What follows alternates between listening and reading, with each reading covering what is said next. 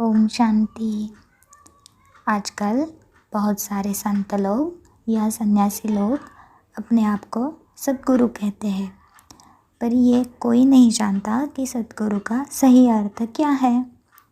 सत का अर्थ सत्य या सच, और सद्गुरु वो है जो सिर्फ सच बताए।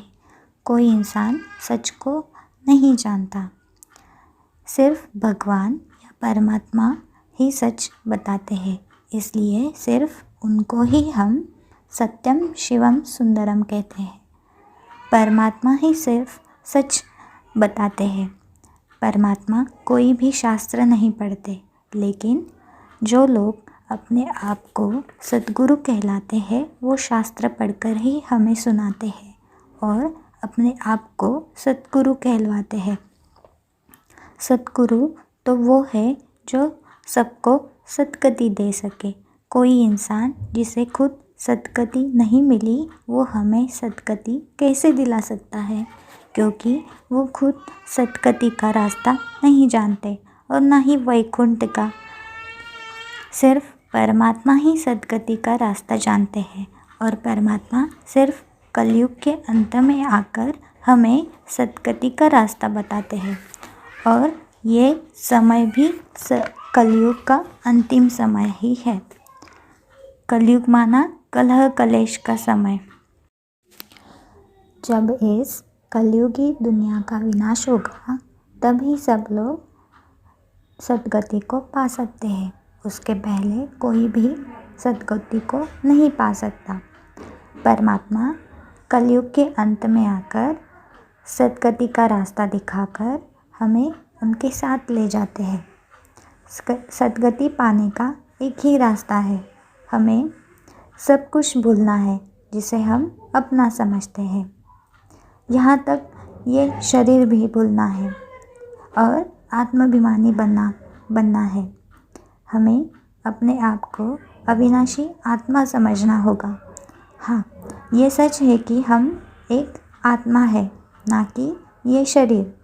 अगर हम इस शरीर को मेरा शरीर कहते हैं तो मैं कौन हूँ? हम एक आत्मा है जो मस्तक पर दो भ्रुकुटियों के बीच में एक सितारे के जैसे चमकता है। हम इस शरीर को चलाने वाली चैतन्य शक्ति है जिसे आत्मा कहते हैं, और आत्मा ज्योति स्वरूप है। इसीलिए हिंदू धर्म में दो भ्रुकुटियों के बीच में बिंदी या तिलक लगाते हैं।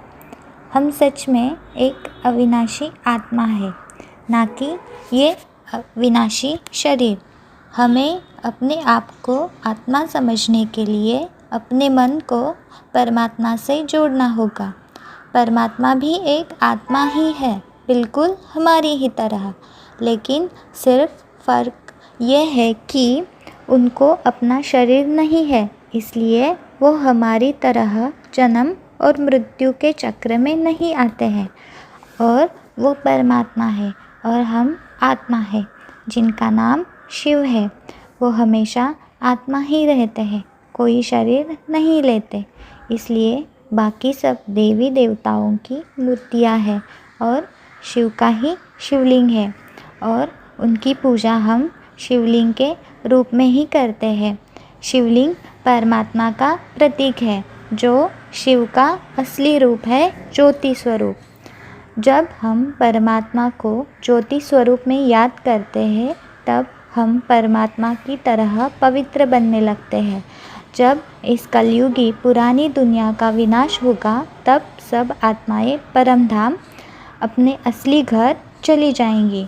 परमधाम एक लाल सुनहरे रंग के प्रकाश की दुनिया है जहाँ पर परमात्मा या भगवान रहते हैं। हम भी उनके साथ वहाँ ही रहते हैं।